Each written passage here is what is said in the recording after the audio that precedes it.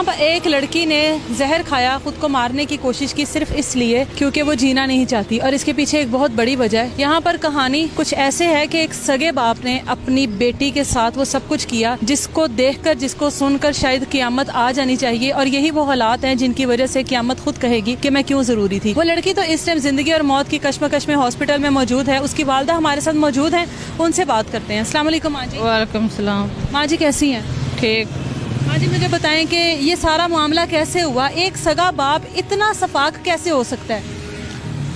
ये बच्ची 11-12 का वाक़या इसी डेट का ही है। इसी माँ? हाँ, इसी माँ का है। तो ये बच्ची कहती है कि इसकी बीवी घर पे नहीं थी। तकरीबन सहरी का टाइम था, 12 बजे लगा लें, 1 बजे इतना का टाइम था। तो इसके बेड पे आया, तो इसके साथ फिर ये ज्यादती करने, कुछ कपड़े उतारे हैं इसके। हाँ जी, ये बड़ी माजरत के साथ ये इसी माह रोज़ों के महीने की बात? हाँ जी, ये इसी रोज़ों के महीनों की बात है। कहते हैं कि रमज़ान के महीने में शैतान को कैद कर लिया जाता है, लेकिन ये जो छोटे छोटे शैतान हम लोगों के अंदर बस रहे होते हैं, इनको कैद करना हमारे अपने इख्तियार में होता है। ये एक सगे बाप का वाक़या है, और ये सुनकर आज रूह लरस जाएगी कि एक सगे बाप ने अपनी बेटी के साथ क्या किया है, वो भी इस मुकद्दस माह में जिसमें हम लोग कोशिश करते हैं, गुनाहगार से गुनाहगार इंसान भी कोशिश करता है कि अपने गुनाह थोड़े कम करे और अल्लाह के साथ राब्ता मजबूत करे। माँ जी आपके साथ आपकी बेटी क्यों नहीं रहती है? ये जब मेरे शोहर ने मुझे डिवोर्स दिया था ना, तो बच्ची ने फिर कहा कि मैं ना ज़रा घर सामान का भरा हुआ था, उसने कुछ सोचा ही होगा। तो फिर छोटी भी थी थोड़ी सी, तो फिर इसने कहा मैं बाद में आ जाऊंगी, आप लोग फिर चले जाएं।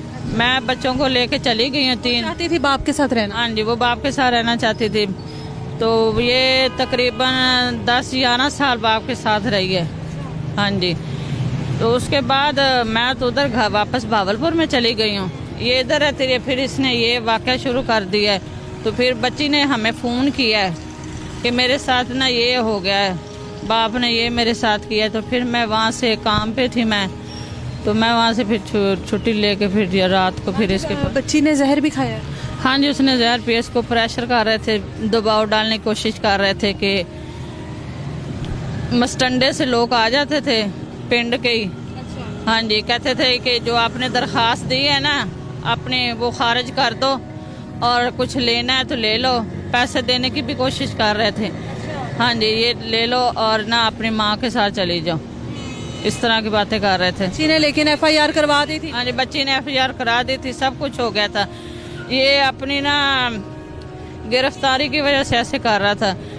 तो इस बच्ची ने कहा नहीं, मैं ऐसे नहीं करूँगी। जो इसकी सौतेली माँ है, उसका इस पूरे मामले में क्या किरदार है? उसको इस सारी बात का पता है? उसने कुछ नहीं किया, एक औरत होते हुए, एक माँ कुछ नहीं किया, बल्कि इसने उसको बताने की कोशिश की है कि मेरे साथ ये हो गया, जो आपके साथ बच्ची है ना, इसको भी आप संभाल के रखें इस दरिंदे से। तो वो नहीं समझी, बल्कि वो भी इसके साथ लड़ती थी, झगड़ती थी, इसको गालियाँ निकाल रही थी, बेगारत कुत्ती, ये इस तरह की कि यहाँ से दफा हो जाओ, निकल जाओ, ये मेरा घर है। अब बताओ कि ये सब कब हुआ है? 13 तारीख को हुआ था। तो मेरे पापा ने मेरे साथ गलत हरकत की है, तो मैंने बताने की कोशिश की है, लेकिन मुझे पागल कर रहे थे कि आप पागल हो गई हो और झूठ बोल रही हो, इल्ज़ाम लगा रही हो। इरम, ये हरकत आपके पापा ने आपके साथ कितनी दफ़ा की है? उसी रात 2 दफ़ा की है। उसी दिन की है? हाँ, उसी दिन आपने शोर मचा दिया? हाँ जी, मैं सहरी का वक्त था तो मैं रो पड़ी थी। पापा आए थे घर, तो कह रहे थे कि जो आपने मेरे ऊपर केस करवाया या मेडिकल रिपोर्ट बनवाई है ना, तो वो वापस ले लो, राजीनामा कर लो, बदले में लाख ले लो, 2 ले लो, 3 ले लो। आप अपनी वालदा के साथ क्यों नहीं रहती हैं? अपने पापा के साथ क्यों रहती थी? मैं छोटी थी तो मेरे पापा ने मम्मा को जब डिवोर्स दी थी, तब से पापा के साथ ही रह रही थी। मामा के अपनी वालदा के साथ नहीं? आपके वालिद ने दूसरी शादी की हुई है, सौतेली माँ के साथ रहते हो? जी। आपके वालिद को क्या सजा मिलनी चाहिए? जो उन्होंने गंदी हरकत की है उन्हें तो इबरतनाक सजा मिले, क्योंकि वो तो फिरौन हो गए हैं, अब मुसलमान तो नहीं रहे। तो धमकियाँ दे रहे हैं कि जान से मार देंगे, ये कर देंगे। मैं सोच भी नहीं सकती कि मतलब इस तरह मेरे साथ होगा। और ऊपर से फिर कहा जाएगा कि खामोश हो जाओ, लड़की हो, लड़कियों को कुछ भी नहीं मिलता, खामोशी है, बोलोगी तो अपनी बदनामी होगी। लेकिन मैंने अपने ज़मीर के साथ नाइंसाफ़ी नहीं की, जो मेरे साथ हुआ है मैंने सच बोला है।